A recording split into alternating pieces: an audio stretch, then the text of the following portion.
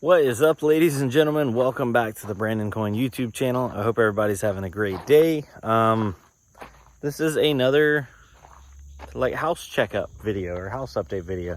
So if you don't enjoy these, I'll see you on the next video. But if you do, come along with me. So it's been a while since we've done one, and a lot's happened. So I think the last one I did, as I showed off like the rough-in or the framing that got put in. And now we have our rough-in plumbing and our rough-in electrical. So let me flip the camera around and show you guys what we're dealing with.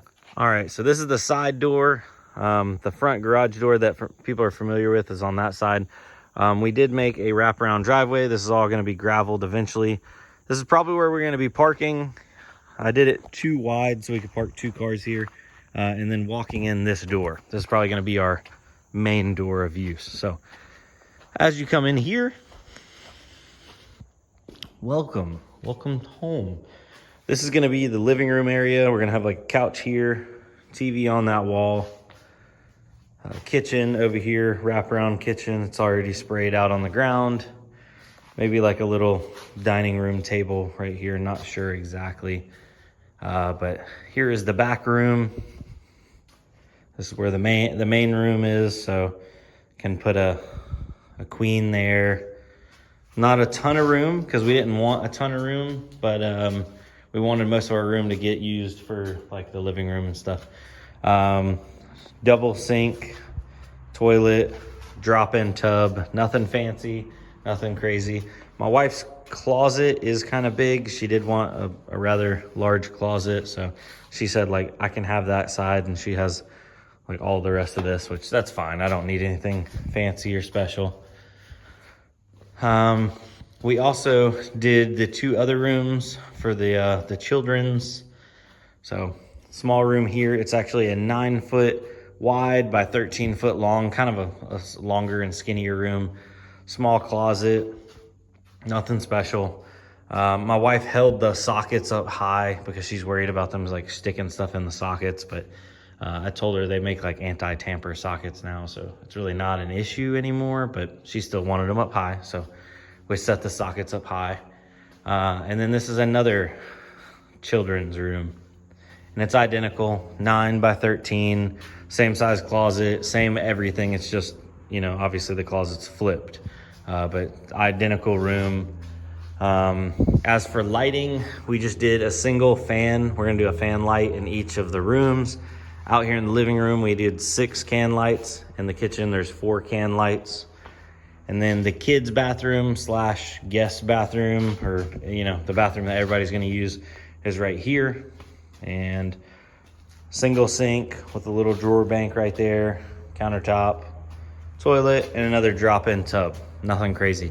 What is crazy is I used to think these were tiny, and I always was like, oh, I'm gonna get me like a big tub or a big shower. But since I've been living in the camper, this drop-in tub looks huge because I've been using the camper shower. So like I told my wife, you know, this isn't our permanent solution. This is just something to live in and be debt-free and try to set ourselves up for the next step in life. And in the meantime, we can save in some areas that are unneeded. And we priced out doing like a full custom tiled out shower in our back room. And then we were comparing that against just a regular drop-in. And after we looked at the numbers, we're like, you know what? We'll put a drop-in in there. And if we want to go custom later on, then so be it. But for now, that's a big step up from the camper one. Now, obviously, let me go back so you guys can see it. This is the garage area. We're already staging our drywall. That's going to be coming up after we pass inspection. Here is the electric panel. This was actually supplied to me by a really good friend of mine. I want to give them a huge shout out. I don't think they do a lot of residential panels, but if you are interested, Peterson Panels. And here's the interior piece that goes inside of here. But this is absolutely like the big hoss of electric panels.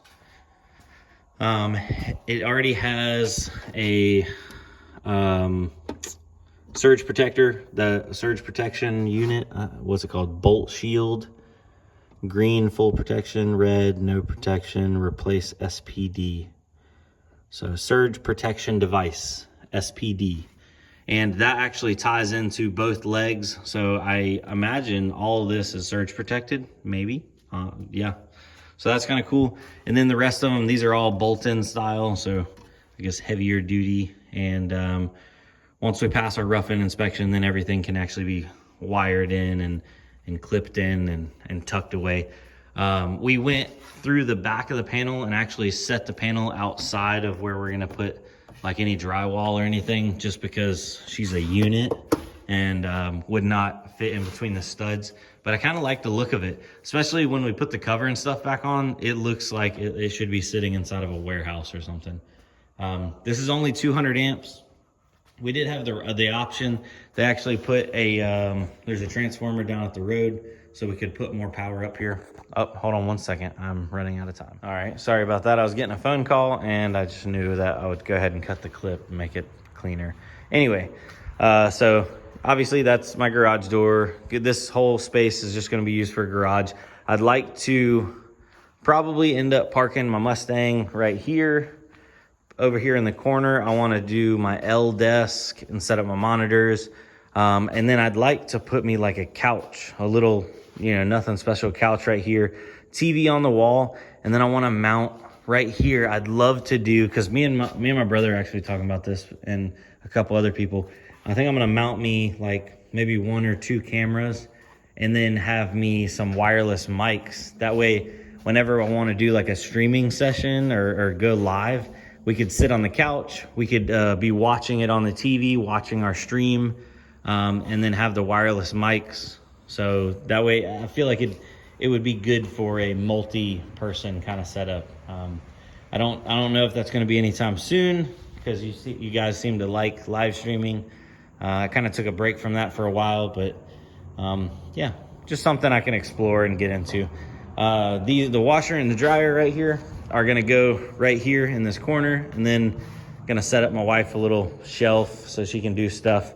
Originally, I was planning on putting the GPUs and all that stuff over in this corner, but for the time being where they're at, my dad said I can keep everything down there, so I did not opt to put the additional 200 amp service up here. So I only have one 200 amp service. I don't have 400 amps like I was planning on, because I don't know if I'm gonna need it anytime soon. I still have 80 amps available down there in my dad's building that I'm using, and I'm not even utilizing much of it right now because we're only mining on like 2 rigs. So I think I might end up bringing those rigs up here for the wintertime for heat, and maybe put one up there in the top, and then who knows, maybe one back in the bedroom or something, or in the living room in the corner, just to help reduce any heating costs. One of the other things that somebody asked me is what was I doing for insulation? So I already have the single bubble with the radiant barrier on the outside. It just lapped over right here where they did, 1 piece, 2 piece, and so on. But that's already around the whole building. But then inside of the framed area, inside of the living space, I'm going to be placing, I believe it's R30, the 5.5 inch R30. Because from here to here, I have right at almost 6 inches. So I'll put that 5.5 inch R30 in, and then put our drywall over top of that, and we should be A-okay, good to go. And then a couple people recommended, and I actually, after talking to my mom, she did this back in the day in our old houses, but wherever the kids' rooms are, so this is a exterior wall, so it'll need insulation anyway, technically exterior, but interior. But put rock wool insulation in the kids' room. So rock wool. I probably won't rock wool the adjoining walls for the kids' rooms, but I'll rock wool this one, which normally, since this is an interior wall, this would just get drywall and drywall, no insulation. But the rock wool insulation apparently is really, really good for sound deadening. And if you got young kids, I heard that's like the bee's knees for go ahead and sound deadening their bedrooms. And it is a little bit more cost conscious than doing like all spray foam, because apparently the spray foam right now is all the rage and super expensive. So yeah, rock wool.